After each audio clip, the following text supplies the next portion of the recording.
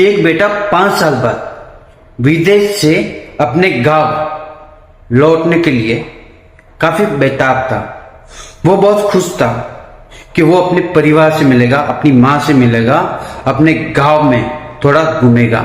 ऐसा होता है ना, सबके साथ होता है कि भले इंसान गांव छोड़कर किधर भी जाए, विदेश, आउट ऑफ कंट्री किधर भी जाए, लेकिन फिर भी उसे जो सुकून और शांति जो मिलती है ना, वो गांव की मिट्टी में मिलती है, अपने गांव में मिलती है।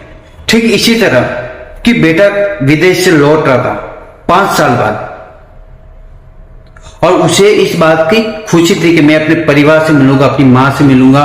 वो बेटे की मां कुछ मन में सोच रही थी कि जब मेरा बेटा घर पे आएगा तो वो अपने बीवी और बच्चों में ही खो जाएगा, मेरे से बात क्या करेगा, वो उनके बीवी और बच्चों में ही खो जाएगा, मस्ती में रहेगा, और मैं तो कुछ काम की हुई नहीं। कुछ देर बाद एक गाड़ी आती है घर के सामने और बेटा कार से उतरता है। उसकी बीवी और उसके बच्चे बाहर आकर खड़े हो गए। बेटा कार से उतरकर सबको नजरअंदाज करके वो सीधा अपने मां के पास चला जाता है। मां के पैर छूने के बाद वो वहीं के वहीं मां के साथ बैठ गया और हर सुख और दुख की बात करने लगा। ये सब देखकर मां की आंखों में खुशी के आंसू आ जाते हैं। ये सब देखकर उसकी पत्नी भी बहुत खुश होती हैं, क्योंकि पत्नी और बेटे तो साथ रहेंगे ही।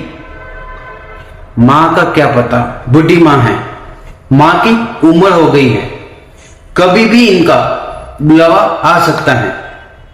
इसीलिए जो भी खुशी है, जितने भी खुशी हैं, और जो खुशी हमारे परिवार में है, एकता में है, हमें इस बात का एहसास होता है कि हम अपने माँ बाप को किसी भी चीज की तकलीफ नहीं होने देते, और देनी भी नहीं चाहिए। अब भगवान की पूजा अर्चना सब कुछ करेंगे, जो कि वो एक पत्थर की मूर्त है, लेकिन आपकी ओरिजिनल भगवान तो घर में ही है, माँ बाप। जीते जागते उनकी पूजा कीजिए, क्योंकि आपको जो जन्म दिया है ना, वो माता पिता की वजह से हुआ है। तो पहले भगवान, माता और पिता, उसके बाद आप मंदिर जाइए, किधर भी जाइए।